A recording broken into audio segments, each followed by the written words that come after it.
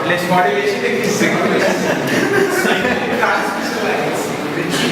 Those things. See, I think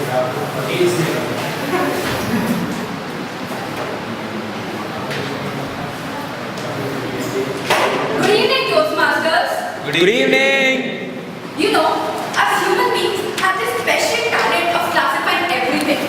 Plant kingdom, animal kingdom, translational motion, rotational motion.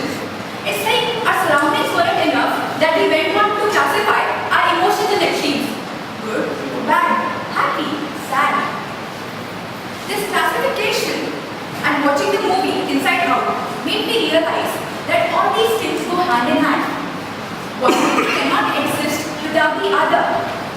This classification only makes things black and white, and in my opinion, there is no black and white. All things exist in different shades of grey. And no, I'm not talking about the movie Education. I believe that we, as a person, embody the light as well as the dark aspects within ourselves. Say for example, a person seems very selfless. He could be. He probably is. But I believe that there's a small part, even a tiny part of him, that is selfish.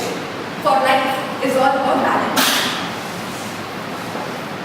It's often that life is such a perplexing thing that we view things with a different point of view. You can have a different point of view. You might have a different point of view. It's how you look at it. And here comes the famous optimistic and pessimistic view. In my opinion, optimism is the eye for looking at the light things of everything, whereas pessimism is the power to identify the darker aspects in life. Neither is better than the other, and we need both. Now I know what you guys are thinking. How can someone promote pessimism? But hear me out. Let's consider a case where Toastmaster Balram has an admirer.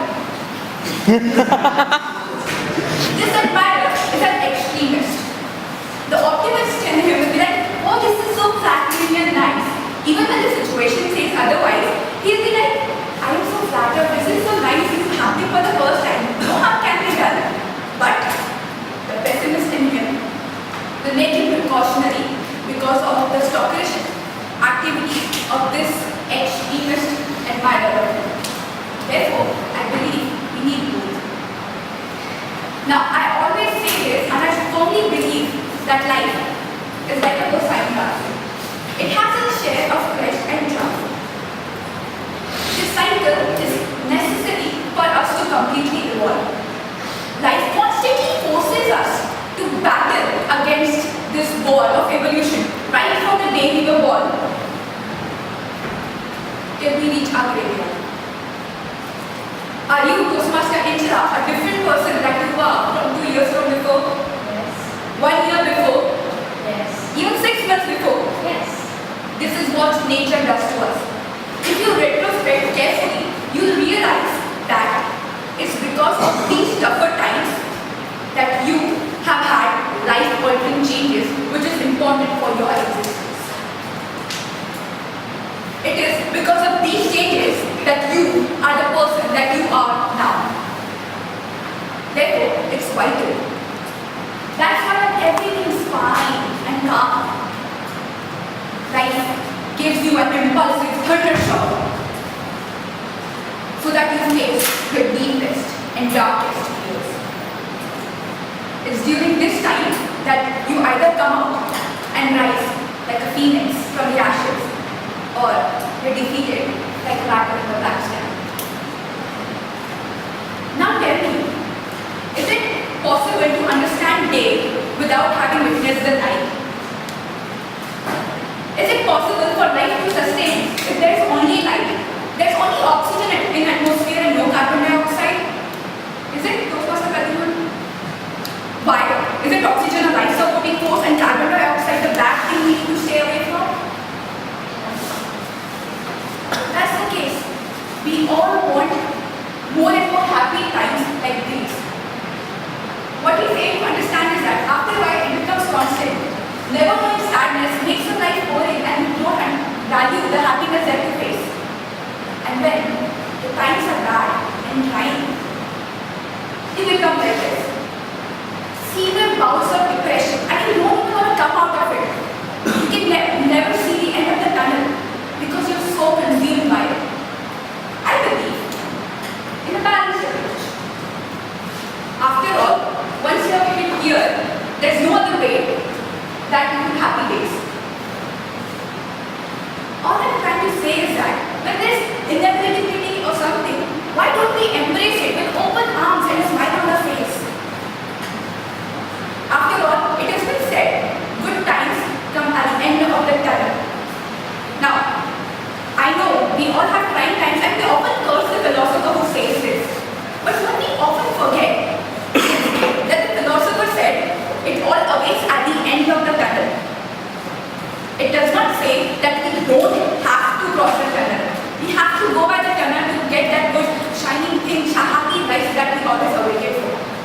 Toastmaster Asi, if you want to irritate a person, and the person doesn't give you a response, or that person is not giving the reaction you expect, will you continue irritating that person for long? Exactly.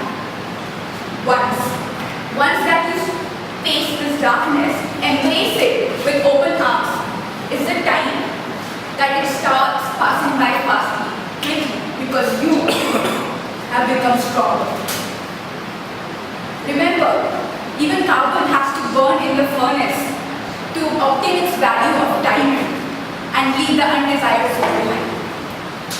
That's all from my side. Back to the Good evening, Toastmasters. Good evening. Okay, so I looked up looking for a word that a person who cannot speak. Just right now I did that. And the word that popped up was dumb. Well, dumb is a person who cannot speak technically. But dumb, like we use it, dumb, he's very dumb. It's not that. Because he's actually a genius. Because he uses his face expressions, his body language as his whole language. You getting my point? That is the point of CC5 that the speaker had to portray.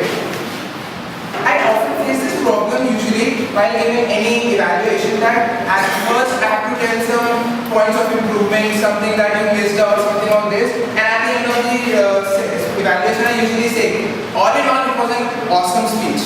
But this time I don't have to go through that because I can say that right in the front, it was such an awesome speech that during 2 minutes of the time, I even forgot that I was evaluating because I got so engrossed in it. And I'm saying I can swear on it, I'm not at all exaggerating, and I'm really meaning it. And one more thing before I go on with the technical evaluation is that I can and I will evaluate as per my experience and as much as I have learned, and in that she excelled in everywhere. The objectives that were not part of the object of this project was voice modulation, maybe let's say topic selection and inspiring people, where she nailed it all. From CC2 to CC4 all were completely covered because I was desperately looking for some points so that I can improve on this or improve on that, but I really could not. After that, the objectives that were specific to this project were gestures, hand gestures, facial expression, postures, using your head and everything. Well, she did rotation, the thunderstruck, and everything, the cosine and the sine thing. Everything, every expression, every word has an expression, and a facial expression has a word, has a hand gesture to it. The stance. When an important thing was to be there, she stood up and told, okay, yeah, this is the thing. And she did everything to as it should be. Naturality is another one more important aspect of this project, and that she nailed it completely. Because I have seen Ayushi as a friend, and she is naturally like this. When she has some expressions, when she wants to show her emotions, she is like this. She is like this, and she does that. And she did it exactly the way she should over here. And at the end, I would just like to conclude by saying you did justice to CC5, and I'm looking forward to CC6. Thanks a lot.